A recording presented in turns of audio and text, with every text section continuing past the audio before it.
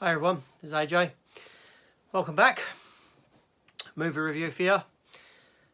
Shang-Chi and the Legend of the Ten Rings. Let's talk about this film.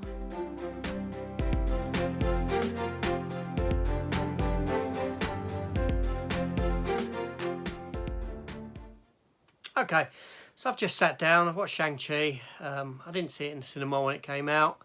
I gave it a miss.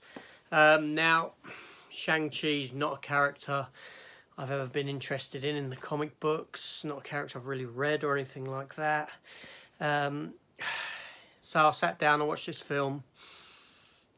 2 hours and 12 minutes long. Yeah, it's a story about Shang-Chi and his family, his father, who's the leader of the Ten Rings and has the Ten Rings, wanting to find this magical place that's hidden away through this forest, and he's being drawn there because he's hearing his dead wife calling to him, but it's this sort of dragony thing. I don't know if it's Fin Fan Foom, who's a dragon character from the comics.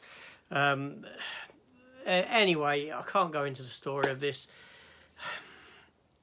I wasn't feeling this film at all. That's the longest Marvel film I've sat through, in the sense that it felt the longest. 2 hours and 12 minutes. This is probably my least favourite Marvel film. That's what I'm going to say. Least favourite Marvel film. The story didn't engross me at all. The characters didn't. The directing was flat. It was awful. Scenes that are meant to be grandiose and big, it just didn't feel that way.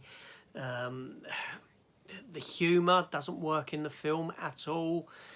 Characters that are meant to be funny, Marvel films always have this element of humour. In this film, it just doesn't work. Again, it's something that's just flat, that goes along with that directing style. The soundtrack for the film is awful. Didn't like that at all. The special effects at times, I mean, it's very special effect heavy at the end. You've got these silly creatures from sort of Chinese mythology and all that sort of thing.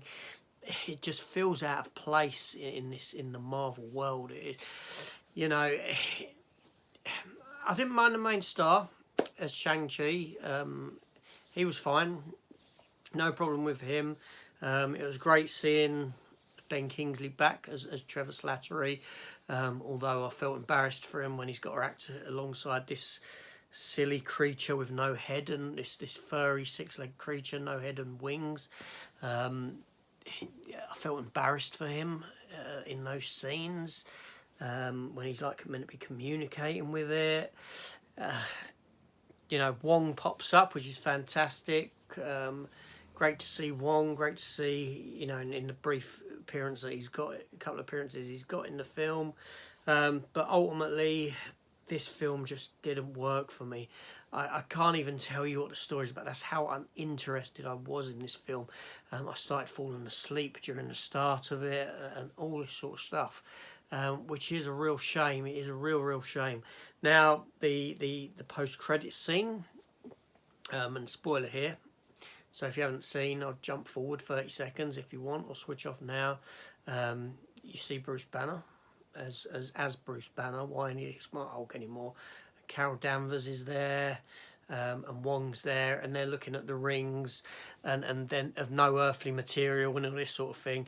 And when they were activated by Shang-Chi, they apparently sent a message out somewhere calling something. Who knows what that is? That was quite intriguing. That end scene was quite intriguing and interesting to see what comes of it.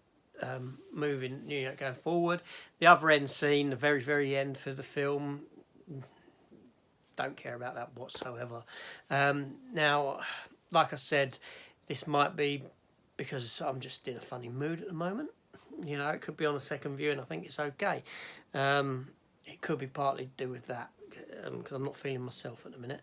I don't really like Asian cinema. A lot of great films come out of South Korea. Don't get me wrong, a lot of fantastic stuff. But this just, it didn't work for me as Asian cinema sort of thing. I'm not big into martial arts. I just find it boring. Obviously, martial arts is very much like dancing. If you can dance, you can do martial arts. It's, you know, they're so close, and that's what a lot of the fighting in this comes across as.